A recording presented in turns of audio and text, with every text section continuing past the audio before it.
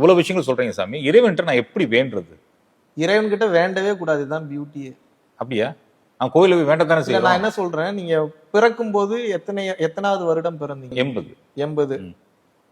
80வது வருடம் நீங்கள் குழந்தையாக பிறக்கும் போது உங்களுக்கு தெரியுமா நீங்க என்ன பண்ண போறீங்கன்றது? இல்ல, தெரியாது.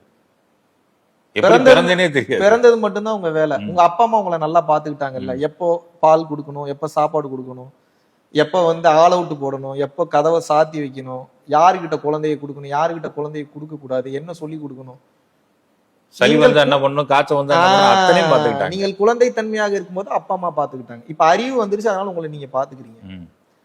மறுபடியும் இந்த குழந்தை தன்மை, அதாவது நான் என்ன மீன் பண்ண வரேன்னா, படைச்சவனுக்கு தெரியும் எப்பப்ப எதை கொடுக்கணும், என்ன செய்யணும். நீ அதை நம்புங்கன்னு சொல்ற, நீ அதை நம்ப மாட்டீங்க.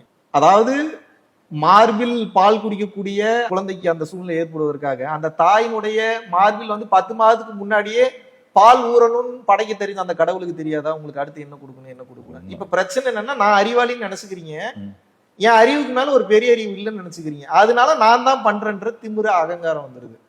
மேட்ருன்னா அதுதான் யோசிக்க வைக்குது, அதுதான் பேச வைக்குது, அதுதான் செய்ய வைக்குது, அதுதான் வழி நடத்துது, அதுதான் டெஸ்டினேஷன் கூட்டு போய் ரீச் பண்ண வைக்க. அதை ஏத்துக்கங்கன்ற அந்த ஈகோ ஏன் உங்களை தடுக்குது? அதுதானே பெரிய கஷ்டமா இருக்கு. ஈகோ தானே தடுக்குது. சிற்றறிவால் ஒருபோதும் பேரறிவை அடையவே முடியாது, உணரவும் முடியாது. எனக்கு ஒண்ணும் தெரியாது, ஏதோ தெரிஞ்சதை வச்சு போயிட்டு இருக்கேன், இறைவா நீ பாத்துக்க. எவன் கையை தூக்கிட்டு சரண்டர் ஆகிறானோ அவன்கிட்ட இந்த மொத்த பிரபஞ்சமும் சரண்டர் ஆயிடும். எவன் எனக்கு தான் எல்லாம் தெரியுன்றானோ அவன் ஒருபோதும் அடுத்த கட்டம் ஆன்மீகத்தில் இல்ல, இந்த வாழ்க்கையிலேயே செல்வது.